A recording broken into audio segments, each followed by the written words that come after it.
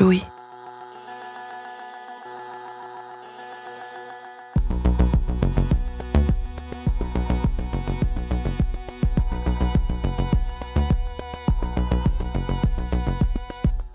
Chez Louis Média, on est une équipe très jeune.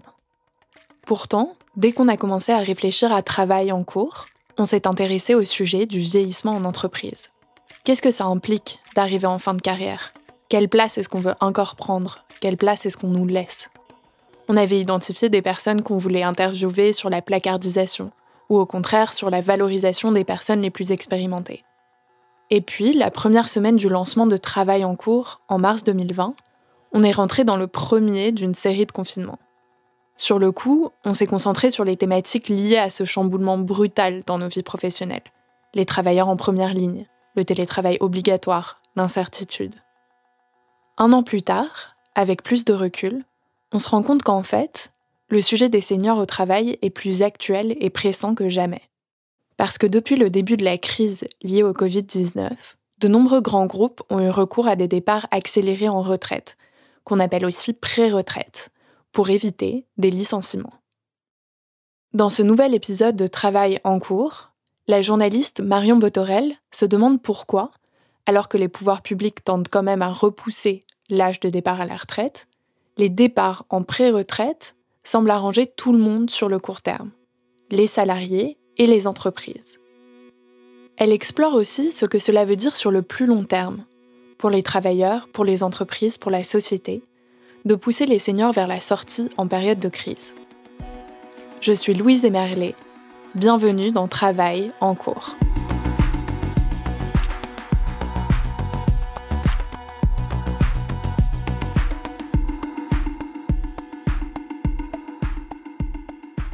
En 1982, sous la présidence de François Mitterrand, le droit à la retraite est fixé à 60 ans.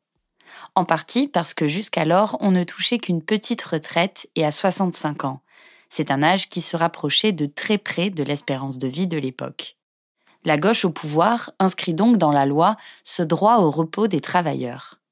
Depuis, toutes les réformes qui ont tenté de s'atteler à notre système de retraite n'ont cessé de retarder cette promesse.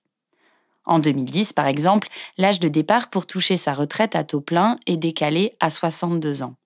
Et dernièrement, la réforme des retraites portée par le gouvernement d'Édouard Philippe et qui a été mise sur pause avec la crise du Covid, voulait aussi fortement inciter les travailleurs à partir encore plus tard.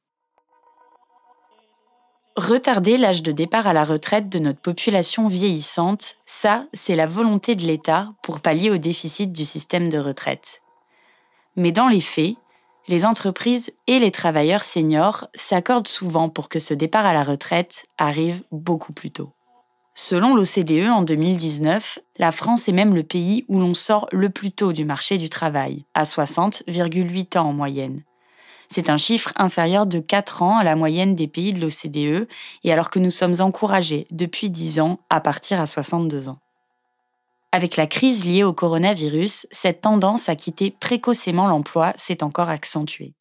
Il y a d'abord eu des licenciements secs dans des entreprises subitement fragilisées par le contexte économique, et en première ligne, les plus âgés.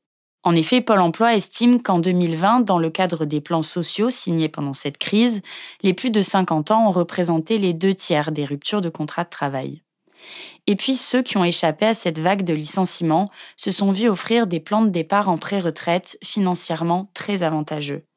Les conséquences économiques de cette crise ont poussé un grand nombre de vieux, de seniors, d'aînés, d'expérimentés, appelez-les comme vous voulez, à partir en retraite anticipée.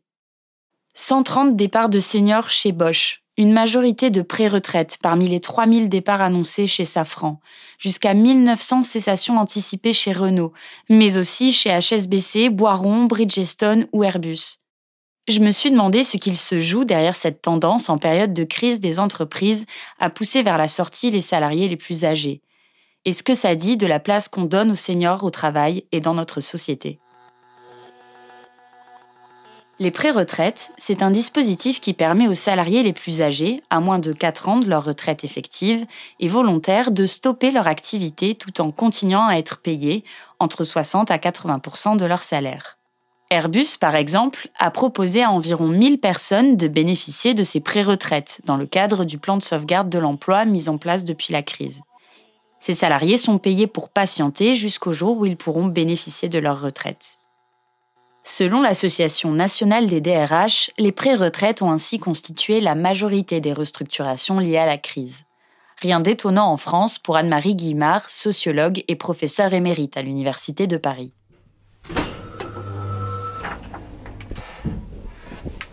Bonjour. Ah. Merci beaucoup de me recevoir. Oh, c'est très joli. Elle étudie depuis des décennies les politiques de système de retraite et d'emploi des seniors. Aujourd'hui rattachée au Centre d'études des mouvements sociaux, elle s'inquiète de cette propension à faire partir quasiment naturellement les plus âgés. On est un des pays où la discrimination par l'âge dans l'emploi est la plus considérable et la moins pourchassée. C'est une absurdité. Ça n'a aucun sens. Pour comprendre ce que veut dire Anne-Marie Guillemard, il faut avoir en tête qu'en ce qui concerne les 60-65 ans, nous avons l'un des taux d'emploi les plus bas d'Europe, 33% en 2020 contre 45% dans la moyenne de l'Union européenne. Et l'une des raisons de ce retard français, le recours massif et pendant des décennies à ces fameuses pré-retraites qu'a beaucoup analysé Anne-Marie Guillemard. La France a été un peu à la pointe des pré-retraites et en a fait plus longtemps que tous les pays européens et même au niveau mondial. Le début, c'est ce qu'on a appelé les allocations spéciales du FNE, qui ont été mises en place en 1972 et qui ont évidemment pris de l'importance avec la crise pétrolière, le choc pétrolier de 1974, et qui étaient là pour... ça s'appelait garantie de ressources licenciement. Donc ça disait bien ce que ça voulait dire. Ça concernait les travailleurs âgés qui étaient victimes de licenciements et qu'on estimait ne pas pouvoir réintégrer dans l'emploi. Donc, avec ce constat d'échec quasi assuré, on met en place une garantie de ressources, c'est-à-dire qu'on choisit de les indemniser plutôt que d'essayer de les recaser dans l'emploi. Donc on est dans le début de ce qui va devenir une discrimination pour une catégorie d'âge, qui sont jugés parce que tous les pays n'ont pas fait le même choix. C'est-à-dire que d'emblée là, on voit bien que les travailleurs âgés sont jugés non reclassables, donc il vaut mieux les indemniser, et donc inemployables. Et cette étiquette d'inemployable, ça va suivre les travailleurs âgés jusqu'à aujourd'hui. La libéralisation, l'explosion donc de ces pré-retraites garanties de ressources, ça va être 77. 77, le choc pétrolier est bien enclenché, et c'est Giscard d'Estaing qui n'arrive pas mais ça va durer encore longtemps, qui n'arrive pas à gérer le chômage. Et jusqu'en 1980, l'arrivée des socialistes au pouvoir, on a une accélération, on observe une accélération impressionnante de ces cessation anticipée d'activité. À l'époque, l'explosion du recours à ce dispositif public quasiment généralisé représente un coût énorme pour l'État, qui décide donc petit à petit de réduire ses aides. C'est alors au tour des entreprises de prendre progressivement le relais en complétant les pensions. L'idée est qu'il vaut mieux un retraité qu'un chômeur. Et pour quels résultats ? Pour des résultats très médiocres. Parce que on sait, avec les études qui ont été faites, que les départs en pré-retraite ont servi à supprimer les emplois et pas du tout à embaucher les jeunes. Au contraire, dans les comparaisons internationales qui ont été faites, ce sont les pays qui ont fait le plus de sorties anticipées d'activités qui ont le moins sorti du chômage les jeunes ou résolu les difficultés. Donc, c'est contre-productif, disons, à cet égard. Donc, ça n'a pas marché, la solidarité entre les âges, on vous laisse l'emploi, etc. Mais par contre, ça a été un motif pour les salariés âgés de quitter. Il faut laisser la place aux jeunes. Ils disaient ça couramment. Et toutes les années 90, on s'aperçoit que les pouvoirs publics essayent de restreindre les voies de sortie précoce, renchérir le coût des préretraites pour les entreprises, mais malgré tout, parce qu'il y a beaucoup de préretraites privées aussi qui se mettent en place, les entreprises veulent avoir la main libre pour ouvrir des voies de sortie anticipées à leurs mains, je dirais. 2003, c'est un tournant. La réforme des retraites de 2003 qui a dit fini les préretraites publiques. Mais bon, et on renchérit le coût des préretraites pour les entreprises. Il y a une taxe en quelque sorte. C'est une réforme des retraites intéressante où on allonge la durée d'activité. Donc c'est une tentative pour enfin que la France remonte le taux d'emploi des plus de 50 ans. Parce qu'on était vraiment, vraiment très, très bas. Pour contrebalancer les effets de ces décennies de pré-retraite, les politiques publiques s'échinent depuis à allonger notre temps passé au travail. 60, 62, 63 ans, l'âge de la retraite semble sonner toujours plus tard, comme un horizon qui ne cesse de s'éloigner.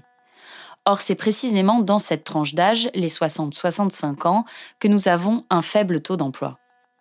Quasiment une personne sur deux est déjà sortie du marché du travail quand arrive l'âge du taux plein pour la retraite. Et ce chiffre englobe des trajectoires très différentes. Bon, il y a ceux qui ont arrêté de travailler, comme les femmes par exemple, quand elles ont eu des enfants, qui sont sortis du marché du travail bien avant 50 ans ou 55 ans.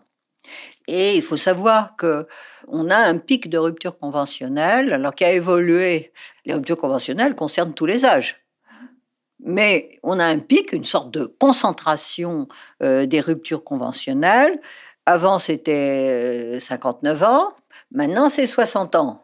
Mais ça veut dire que c'est, en gros, les stratégies, et là, on les retrouve dans le contexte Covid, pandémie. Les entreprises font tout pour se débarrasser des seniors, puisqu'elles doivent réduire leur masse salariale. Et il faut savoir que ces ruptures conventionnelles, elles sont intégrées dans les stratégies des entreprises aujourd'hui. Et toutes les entreprises qui veulent réduire leur masse salariale essayent maintenant, c'est des ruptures conventionnelles collectives et pas seulement individuelles. Et donc, on fait des sortes de plans collectifs de rupture conventionnelle autour de 30 mois avant, parce que ça évolue compte tenu de l'augmentation des durées de contribution exigées pour la retraite. Et donc, vous avez une extraordinaire pointe de rupture conventionnelle que l'OCDE, quand il fait ses rapports sur l'emploi, considère comme des pré-retraites déguisées. Dans ce contexte de crise, les pré-retraites n'ont pas été le seul outil à la disposition des entreprises pour alléger leurs effectifs. Leurs employés, jugés trop âgés mais pas suffisamment pour prétendre aux pré-retraites, se sont vus offrir des conditions de départ très convaincantes dans le cadre de ruptures conventionnelles, c'est-à-dire lorsque l'employeur et le salarié décident ensemble de mettre fin au contrat de travail. Je me suis dit, peut-être qu'à un moment donné, on va me proposer un licenciement à cause de mon âge. Parce que si on décide de se séparer d'un pan de la population, je vais rentrer dedans. Je rentre pas dans la pré-retraite, mais je rentre dans les fins de carrière. Caroline n'était pas éligible aux pré-retraites de son entreprise. À 58 ans, elle est trop jeune pour y prétendre, à quelques mois près. Alors, dans un contexte de pandémie, de choc économique brutal pour l'aéronautique, son entreprise a tout de même trouvé un moyen de lui faire quitter volontairement l'effectif. Donc ce plan de départ, avec ses opportunités, était directement lié au Covid. Donc, il y a eu un dispositif mis en place dans l'entreprise avec 3 types de mesures. Donc, une mesure pour les pré-retraites, une mesure pour la création d'entreprise et une mesure pour la reconversion. Et c'est donc cette 3e option que j'ai choisie. Après une carrière trépidante dans les ressources humaines, des postes à haute responsabilité et des déplacements fréquents dans le monde entier, le travail a toujours occupé une place très importante dans la vie de Caroline, et jusqu'à encore très récemment. Alors, il y a 10 ans en arrière, j'étais encore en pleine ascension. J'avais des postes extrêmement intéressants. Et donc, j'étais encore très investie, effectivement, dans le travail. C'était une période aussi où on confiait des responsabilités importantes à un âge avancé. Je veux dire, même proche des 50 ans, puisque on peut considérer que c'est un âge avancé, en tout cas senior, comme son terme l'indique. C'était vraiment très très récemment, donc moi je n'ai jamais eu l'envie, vraiment la motivation de quitter l'entreprise. Sauf à mon dernier poste. J'avoue que mon dernier poste était certainement le moins excitant, même si il avait quelques aspects intéressants. Ça n'a pas été le poste le plus excitant. Et c'est au moment où des propositions d'options de départ, de dispositifs de départ ont été proposées. Donc vraiment extrêmement récemment. On est alors 7 mois après le premier confinement, en octobre 2020, et Caroline ne manifeste qu'une curiosité vague pour ces mesures. Cette maman de 2 grands adolescents a bien un projet de reconversion assez flou en tête, créer un gîte avec des membres de sa famille sur la côte méditerranéenne. Son entreprise lui propose de monter un dossier, de le faire étudier par une commission d'experts pour en estimer la viabilité. Donc, j'ai exploré la reconversion, ayant toujours en tête ce projet familial. Je me suis dit, c'est peut-être l'occasion ou jamais d'activer cette piste. Donc regardons-le dans le détail. Et donc là, je m'y suis vraiment penchée. À l'automne 2020, en septembre-octobre. Voilà. Le projet de Caroline est accepté. Sa formation lui est payée par son employeur, de même que son salaire, qui continue de lui être versé de manière dégressive pendant 1 an. Une aide convaincante à laquelle s'ajoutera une indemnité de départ conséquente. Car Caroline a signé une rupture conventionnelle avec son employeur qui ne prendra effet qu'une fois son année de formation effectuée. En janvier 2021, Caroline commence cette formation et quitte l'entreprise dans laquelle elle aura passé 30 ans. Elle s'estime aujourd'hui heureuse de pouvoir concrétiser ce projet de famille. Mais c'est un projet qu'elle ne pensait pourtant concrétiser que dans un horizon lointain, l'horizon de sa retraite. Je serais clairement restée parce que il n'y avait aucune autre raison de quitter cette entreprise. Là déjà, j'ai vraiment pesé, bien pesé le pour et le contre parce que c'est une prise de risque. C'est une prise de risque, même si j'assume totalement mon choix. Je vous cache pas que parfois j'ai un peu aussi d'anxiété ou d'incertitude, en me disant est-ce que j'ai bien fait. Mais il faut regarder devant. Donc voilà, je suis ravie d'avoir pris cette trajectoire. Mais ça n'est pas toujours facile de quitter un environnement qui vous porte, qui vous rassure, et puis la stabilité également professionnelle. Entre ceux qui sont partis en retraite, en pré-retraite et les aides financières au projet de reconversion, les entreprises ont redoublé de créativité pour inciter au départ sans licencier. Car c'est la solution qui paraît la plus indolore, socialement parlant. Les entreprises se félicitent d'avoir contenté le plus de monde possible dans cette crise économiquement violente. Plutôt que de licencier, elles ont aidé ceux qui voulaient partir. Des départs facilités et sans alourdir leur bilan. S'ils ne prennent plus le chemin du bureau, ces seniors en pré-retraite restent dans leurs effectifs jusqu'à leur retraite à taux plein. Dans son entreprise, Caroline a constaté que ces dispositifs ont eu un succès indéniable. Il y a eu bien plus de seniors volontaires au départ que de places réelles en pré-retraite. Alors, il y a beaucoup de gens qui ont pris ça comme un appel d'air, effectivement. Je pense que c'est encore une fois lié un petit peu au quotidien au travail. dans ces dernières années, qui fait que c'est en fait, je pense, le reflet aussi du changement de la société, avec tout qui s'accélère.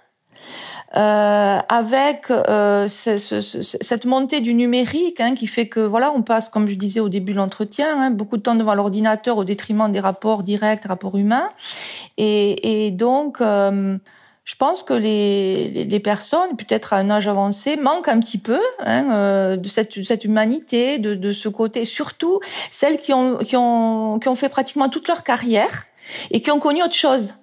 Puisque cette entreprise était une entreprise familiale où donc tout le monde se connaissait, etc. Puis après ça a grossi et donc le paysage a un petit peu changé et donc je peux comprendre tout à fait que cette génération-là soit un petit peu en manque de ce qu'elle a connu précédemment et que ce rythme effréné, ce rythme soutenu,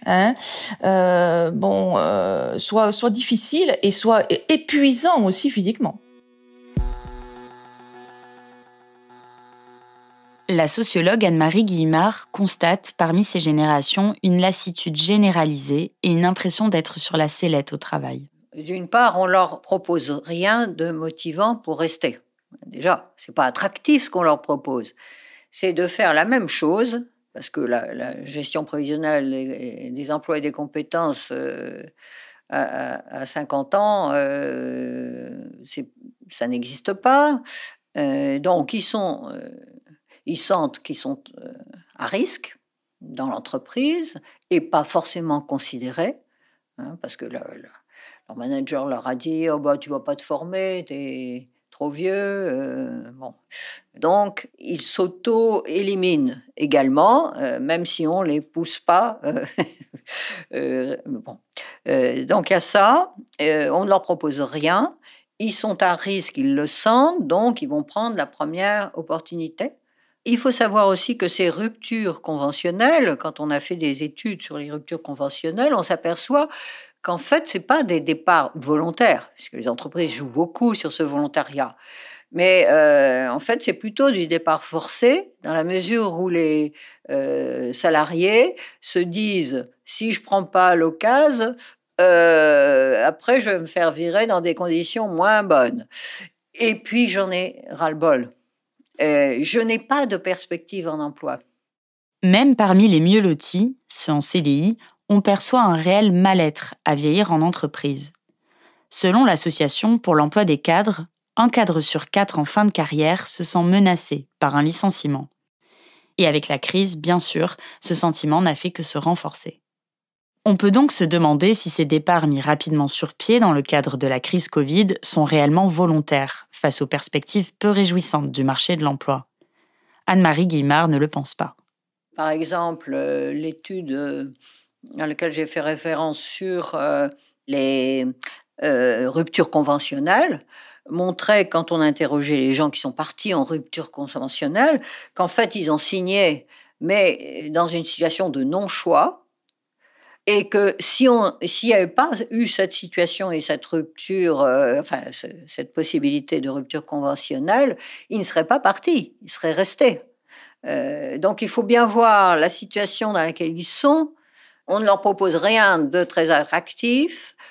L'avenir, c'est plutôt que s'ils restent, ils vont devoir faire plus, donc ils auront plus de pression, plus de contraintes temporelles, pas forcément un intérêt du travail plus grand et une dégradation du climat de l'entreprise. Donc, pas de motivation pour rester. Donc, voilà, il y a un intérêt à partir, mais qui n'est pas un choix. C'est bien ça qu'il faut voir, parce que les entreprises, évidemment, jouent sur cet aspect départ volontaire, mais ce volontariat, il est lié à une situation extrêmement difficile de ces classes d'âge. Parmi les conditions difficiles des seniors, il faut aussi compter que les seniors s'occupent de leurs parents, très âgés et dépendants, en parallèle de leur vie professionnelle. En France, l'âge moyen des aidants s'établit à 64 ans. Et pour ceux qui travaillent encore, cela occasionne une plus grande fatigue au travail, ainsi qu'une difficulté à se concentrer. Qu'ils soient aidants épuisés ou licenciés pour des raisons économiques, derrière ces ruptures conventionnelles et ces départs précipités, les seniors fragilisés forment une frange de la population appelée les NINI. Les NINI, c'est ni retraités, ni actifs en emploi. Ces ni en retraite ni en emploi sont à 66% des femmes, selon une étude de la Direction de la recherche, des études, de l'évaluation et des statistiques. Et parmi elles, on retrouve un nombre important de personnes dépendantes des revenus de leur conjoint ou conjointe. Un senior sur 4 ne perçoit aucun revenu personnel ni minima sociaux. Cette longue période de chômage, d'inactivité des NINI avant de toucher leur retraite effective les fragilise inévitablement. Parmi ces NINI, vous avez des chômeurs, donc ils épuisent leurs droits au chômage. Et dans la situation actuelle où on a réformé l'assurance chômage, il y a aussi là des limites. La durée n'est plus du tout du même ordre. Et donc vous avez des gens, et nombreux, en minima sociaux. Un senior sur 5 perçoit l'un des 2 principaux minima sociaux, soit l'allocation adulte handicapé et ou le RSA. Et un tiers de ceux actuellement sans emploi vivent sous le seuil de pauvreté. Anne-Marie Guillemard, auditionnée récemment par le Sénat et l'Assemblée nationale, n'a cessé d'alerter sur le risque de paupérisation de cette part croissante de la population. Aujourd'hui, et comme dans toutes les périodes de crise, ils sont fragilisés. Se retrouvant sans emploi, ils ne cotisent donc plus et le montant de leur pension de retraite n'en sera qu'amoindri. Donc ça fait une poche de pauvreté et de précarité en fin de carrière, qui est assez longue quand même, 2-3 ans, c'est pas rien. Et cette poche de précarité va aussi créer des retraités pauvres dans l'avenir. Donc on est là dans une situation, je trouve, gravissime. Les entreprises qui mènent ces plans dans un contexte économique tendu ont dû agir vite. Il fallait réduire la masse salariale pour faire face à la baisse drastique d'activité et coûte que coûte. Airbus aurait dépensé plusieurs centaines de millions d'euros pour ces aménagements de fin de carrière. Les seniors sont identifiés en priorité parce qu'ils manifestent une envie de partir et parce qu'ils ont les salaires les plus élevés. C'est ce qu'explique Olivier Mériot. Il est consultant et il a co-rédigé un rapport pour favoriser l'emploi des travailleurs expérimentés, remis au gouvernement juste avant la crise du Covid. Faire progresser le taux d'emploi, c'est une affaire de responsabilité partagée. Il y a les comportements et les contraintes objectives du côté des salariés, et puis il y a les comportements des entreprises. Or, on a pu en avoir encore un rappel depuis la crise Covid, malheureusement. Le comportement, on va dire, d'acteurs rationnels, entre guillemets, d'une partie, en tout cas non négligeable, des entreprises, plutôt des grands groupes, c'est de considérer que à partir, mettons, de 57, 58, 60 ans, les salariés pèsent plus lourd en termes de masse salariale qu'ils ne rapportent, entre guillemets, à l'entreprise, en termes de contribution, de productivité, etc. Et donc, ça explique aussi le choix que font beaucoup d'entreprises d'essayer de faire, quand elles doivent notamment ajuster leur effectif, d'essayer de faire partir en premier cette catégorie de salariés. Avec ces dispositifs de crise, les entreprises ont pu se permettre de renverser leur pyramide des âges, jugée trop âgée ces dernières années. Et les pré-retraites sont donc ressorties du placard aux grandes dames d'Anne-Marie Guillemard. On revient aux pré-retraites, ce qui est, à mon avis, tragique pour les entreprises françaises et leur compétitivité, etc. Je pense qu'on est dans une situation, malheureusement, les politiques publiques n'ont pas su prendre la mesure. Donc, c'est des départs massifs. Dans certaines entreprises, c'est jusqu'à 50% de renouvellement dans les 5 ans qui viennent. Si vous décapitez ces seniors expérimentés, vous n'avez plus de possibilité de transmettre l'expérience aux juniors, aux nouveaux venus, aux cadres intermédiaires, aux âges médians, et donc vous perdez de la compétitivité. Donc je crois que c'est très inquiétant par rapport à l'appareil productif français et à la position de la France dans la compétitivité internationale. Des problèmes structurels risquent d'émerger dans les prochains mois, Des pénuries de compétences pourraient survenir dans des secteurs clés, et les syndicats s'en alarment.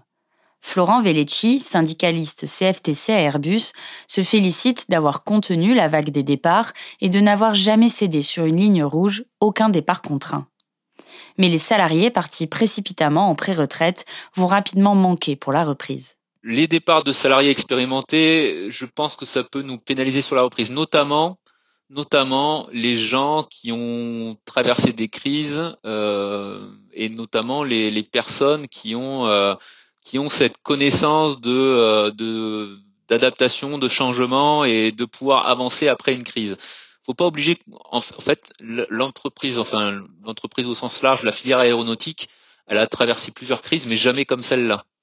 La crise Covid, on a connu le 11 septembre aux États-Unis avec les attentats, on a connu le SRAS, on a connu certaines crises, mais à chaque fois c'est reparti assez rapidement derrière. Là, on parle d'années pour repartir, on parle pas de mois, on parle d'années. Des départs en masse à l'échelle de l'entreprise et qui risquent de se payer cher une fois la crise dépassée. Je pense que ce type de personnalité-là, ce type de personnes qui ont traversé des grosses crises industrielles, elles vont nous manquer pour certaines, parce qu'on en a perdu certains. Quand je dis on en a perdu, c'est vraiment des gens qui ont été de tous les combats. Et ces gens-là, ils sont partis. Alors c'est pour des histoires d'âge, hein. C'est pas pour des histoires de c'était l'opportunité de ci, de ça. C'est des gens qui arrivaient à un certain âge. Et bon, le résultat est que on a certains capitaines d'industrie qui sont partis. On a certains spécialistes et experts qui sont aussi partis. Est-ce qu'on a pu les former, leurs remplaçants dans des bonnes conditions ? Je ne sais pas. Sans vouloir opposer les générations, l'Association nationale des DRH prêche pour un plan senior à l'issue de la crise qui serait à la hauteur du plan jeune. Fin mars, l'association l'a défendu devant la Commission des affaires sociales. Ce plan serait fondé sur un allègement des cotisations sociales à l'embauche d'un travailleur âgé et d'un meilleur financement des plans de transition professionnelle des seniors. Sur le plus long terme, l'association espère une formation tout au long de la vie et davantage axée sur la collaboration intergénérationnelle, car les seniors sont souvent désireux de mentorer les jeunes travailleurs. Des solutions déjà mises sur la table du gouvernement et au moins depuis janvier 2020, car elles sont inscrites dans le rapport remis par Olivier Mériot à Édouard Philippe. C'est le 5e rapport sur le sujet en moins de 2 ans. Donc ça fait beaucoup de rapports et peu d'actions sur ce sujet. Et puis, sur cette base-là, on a essayé de se poser la question, comment ne pas faire le 6e rapport qui dirait les mêmes choses que les 5 précédents. Donc, on a un peu travaillé sur les angles et sur l'approche, ce qui nous a amené d'ailleurs très rapidement à faire la proposition de se débarrasser en fait du titre qui avait été donné à la mission, hein, emploi des seniors. Et donc, on a plutôt parlé des travailleurs expérimentés plutôt que des seniors pour, dès le début de nos travaux, induire l'idée d'un changement de perspective sur le sujet. Sur cette question-là, le vocabulaire, il a évidemment beaucoup d'importance parce que le terme classique, c'est celui du maintien en emploi des seniors. Quand on veut parler des politiques menées pour essayer de garder sur le marché du travail les travailleurs le plus longtemps possible, dans le vocabulaire administratif français, on parle du maintien en emploi des seniors. D'abord, le terme de maintien, c'est un terme très défensif, voire même palliatif. Hein, ça introduit l'idée qu'il faut à tout prix garder les travailleurs sur le marché du travail, comme si ils n'étaient pas eux aussi capables d'apporter des compétences et leur expérience en premier. Ce terme de travailleur expérimenté, on l'a retenu parce qu'il symbolisait ce que on considère être l'axe principal de notre travail, c'est-à-dire la proposition d'une stratégie globale et offensive axée sur la reconnaissance de la valeur de l'expérience au travail. Son rapport terminé, Olivier Mériot a appelé à acter dès à présent un passage à échelle et un changement de paradigme. Mais le Covid-19 est arrivé, son rapport remisé à plus tard, et l'ancien directeur adjoint à l'Agence nationale pour l'amélioration des conditions de travail n'a pu que constater à quel point la mentalité française reste profondément inchangée sur le vieillissement au travail. Il y a ces dispositifs de pré-retraite d'entreprise qu'on a vu revenir assez fortement depuis la crise Covid et qui montrent bien que il y a toujours cet accord, enfin cette convergence d'intérêts entre les entreprises et les salariés pour anticiper les départs à retraite dans des bonnes conditions, entre guillemets. Alors, ça existe toujours.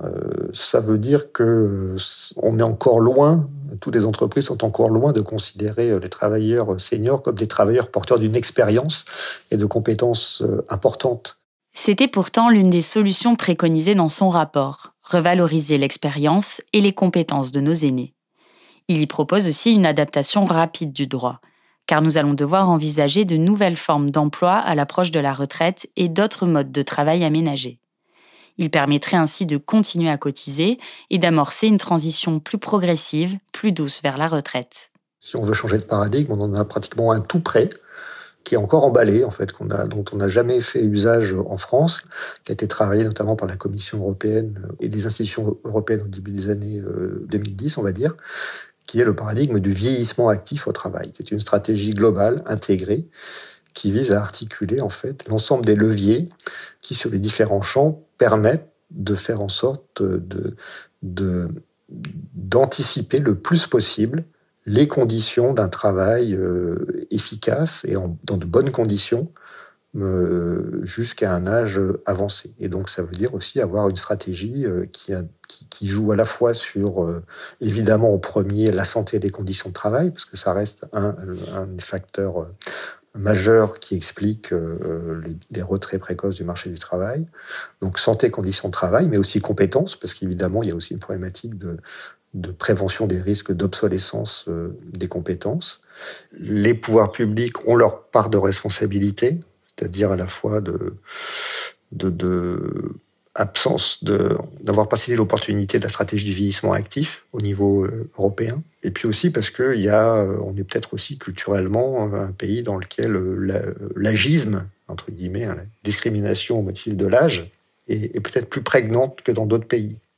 Pour maintenir les gens en emploi entre 60 et 65 ans, il ne faudrait plus s'arc-bouter sur des âges de départ fixes, mais davantage de flexibilisation pour s'adapter à tous les parcours de vie selon Olivier Mériot. Dans son rapport, le consultant a notamment proposé l'adoption du Right to Request déjà en vigueur dans les pays anglo-saxons. Ce droit à l'aménagement raisonnable du temps de travail est à l'initiative du salarié. Dans ces pays-là, les salariés de plus de 50 ans notamment, mais pas seulement, ont le droit de demander à leur employeur un aménagement de leur travail, temps de travail ou organisation du travail, en fonction de leurs besoins et contraintes propres. Et l'employeur n'a pas l'obligation de leur répondre positivement. Par contre, s'il répond négativement, il a l'obligation de l'argumenter et de le documenter de manière très précise. L'objectif, c'est d'engager le début d'un dialogue, une discussion entre l'employeur et le salarié. Alors, une discussion qui peut passer aussi par l'intermédiaire des représentants du personnel, mais c'est souvent dans un deuxième temps. Si vous voulez, ça renverse un petit peu la charge de la preuve. C'est-à-dire que si l'employeur refuse ces aménagements, il doit expliquer pourquoi. Et il peut pas l'expliquer par n'importe quel motif, parce que derrière, il y a les possibilités de recours ensuite, différents niveaux, jusqu'à des recours juridictionnels. Et donc, il y a une doctrine, et il y a une jurisprudence qui se construit petit à petit par rapport à ça. Donc, en fait, pourquoi ça semble intéressant ? C'est parce qu'on voit bien que là, ça joue sur en fait des facteurs de rigidité dans l'organisation de l'entreprise, qui sont des facteurs qui vont limiter le choix des individus. Il y a bien deux volets à explorer et deux axes de progrès. Il y a d'une part, au sein de l'entreprise, de trouver des modes d'organisation beaucoup plus souples, qui fassent en sorte que chaque salarié puisse faire des choix, des équilibres différents entre ce qui est son activité de travail et d'autres activités qui peuvent être contraintes. On parle en particulier de la situation des aidants familiaux, des personnes qui ont des maladies chroniques évolutives et qui doivent... on doit penser l'aménagement des fins de carrière avec ce paramètre-là. Et puis il y a l'autre aspect, c'est-à-dire effectivement les aménagements de fin de carrière, c'est pas forcément en restant à l'emploi, dans l'emploi, c'est aussi d'autres formes d'activité, d'autres formes d'activité indépendantes, d'autres formes d'activité associatives, d'autres formes d'engagement. Alors, de ce point de vue-là, dans le rapport, encore, on n'avait pas fait œuvre très originale, en essayant de souligner l'intérêt qu'il pouvait y avoir à des formes par exemple, de cumul emploi-retraite, qui sont des formes qui peuvent intéresser beaucoup de salariés. Alors, elles intéressent, malheureusement, elles intéressent ceux qui ont qui ont des petites retraites et donc qui sont obligés de continuer à retirer un revenu de leur activité, même après avoir liquidé leur retraite. Mais elles peuvent aussi elles intéressent de manière croissante des salariés qui veulent ne plus envisager la retraite, ça aussi c'est un trait culturel très français, mais qui ne veulent plus envisager la retraite comme une rupture brutale, et le passage du tout à rien. Olivier Mériaux s'est forgé la conviction qu'il faut résoudre ce problème urgent, mais que cela ne pourra pas se faire dans un temps court. C'est une action structurelle à mener sur le temps long. Et au-delà de la question des retraites, c'est le vieillissement généralisé de notre société qu'il faudra aborder de manière plus globale, pour repenser un système de retraite plus viable. Et il faudra pour cela une révolution de la société, celle qui prendra en compte le vieillissement actif, une révolution qu'Anne-Marie Guillemard appelle depuis 2003. La sociologue a voulu développer l'exemple d'un de nos voisins européens qui a réussi cette révolution, c'est le cas de la Finlande. C'est dès 1998 que la Finlande décide d'arrêter les pré-retraites, c'est-à-dire vraiment de changer de cap et de se saisir du problème, parce qu'ils ont un gros problème de pénurie de main-d'œuvre. Le taux de natalité s'est effondré et c'est pas un pays d'immigration. Donc, à cause de la langue, largement. Et ils ont un chômage à 9%. Donc, c'est vraiment une situation qui, pour eux, est catastrophique, et le pouvoir public s'empare du problème. On aurait pu trouver la même chose en France, mais ce n'est pas le cas. Et ils disent il faut prolonger la vie active, on ne va pas s'en sortir, sinon, avec les pénuries de main-d'œuvre, on coule.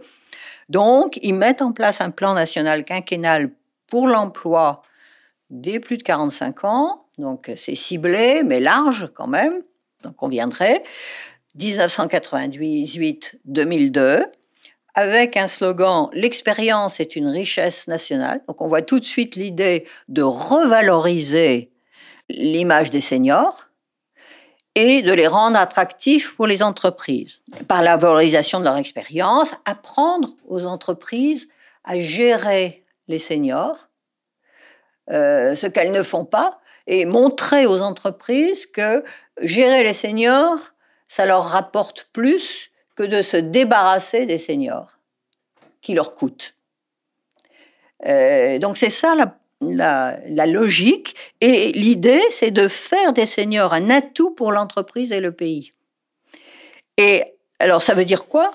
Ça veut dire qu'ils vont mettre en place toute une gestion prévisionnelle des parcours et des compétences, un développement des parcours de formation. C'est à ce moment-là que la Finlande va mettre en place une formation tout au long de la vie, parce qu'en France, on n'y est toujours pas. Et pour en finir avec l'expérience finlandaise, l'intérêt de l'expérience finlandaise, ça a été de montrer aux entreprises qu'elles font un mauvais calcul. Et donc, une partie des choses a été de dire, eh bien, on fait une amélioration du travail plus favorable aux seniors dans un atelier ou un bureau, et puis on voit ce que ça donne. Et on démontre aux entreprises que l'investissement qu'elles ont eu pour faire ce changement d'adaptation du travail a des retours de plus du double en matière de productivité du travail. Donc ça, c'est quelque chose qui intéresse les entreprises. Et vous disséminez ça par des bons exemples, des bonnes pratiques auprès des autres entreprises. C'est plus du tout gardez à votre bon corps, gardez votre senior. C'est vous avez intérêt. Donc on se situe dans la perspective des entreprises et de la gestion et du management des ressources humaines qu'elles mettent en œuvre. Donc ça, c'était le succès des plans finlandais a été incroyable. On était en 2002. En 5 ans, le modèle finlandais a permis de décaler l'âge effectif de sortie du marché du travail de 58 à 62 ans. Les conséquences du Covid-19 nous révèlent à quel point en France nous en sommes loin, à quel point la culture de la sortie précoce reste profondément ancrée. Elle perdure parce qu'elle n'a jamais été éradiquée. Contrairement à la Finlande, par exemple, on n'a jamais vraiment mis fin à cette logique de gestion des ressources humaines des entreprises, qui est essentiellement une logique de segmentation par l'âge. On met toujours des âges. Et malheureusement, comme on a continué au sein des réformes des retraites à considérer qu'il y a des âges quasi légaux de la retraite, on est toujours dans la segmentation par l'âge, au lieu de considérer qu'on doit gérer les parcours, et de manière préventive. L'exemple de la Finlande nous montre que cela reste possible et que reculer sans cesse l'âge de départ par des réformes successives ne suffira pas. Il faudra un jour, et rapidement, se saisir de cette question du vieillissement de notre société, pour assurer la pérennité de notre système de retraite et également pour assurer la cohésion de notre société. Que ce soit dans la formation professionnelle, la meilleure prise en compte de la santé au travail ou l'amélioration des conditions de travail. Que chacun puisse se sentir utile en participant, et quelle que soit son occupation, quel que soit son âge, au fonctionnement de la société. Vous venez d'écouter Travail en cours, un podcast de Louis Média. Si vous souhaitez nous partager votre histoire par rapport au travail, vous pouvez nous écrire à hello@louismedia.com. Cet épisode a été tourné et écrit par Marion Botorel. Cyril Marchand était au montage et à la réalisation. La musique est de Jean Thévenin et le mix a été fait par Olivier Baudin. Marion Girard est responsable de production et Maureen Wilson, responsable éditoriale. Mélissa Bounois est à la direction des productions et Charlotte Pudlowski à la direction éditoriale. Travail en cours, c'est tous les jeudis. Et vous pouvez nous retrouver là où vous avez l'habitude d'écouter vos podcasts. Deezer, iTunes, Spotify, SoundCloud. Vous pouvez aussi nous laisser des commentaires et des étoiles. Et si l'épisode vous a plu, n'hésitez pas à en parler autour de vous. Et si vous aimez ce podcast, découvrez les autres podcasts de Louis. Émotion, le Book Club, Injustice, Passage. À bientôt!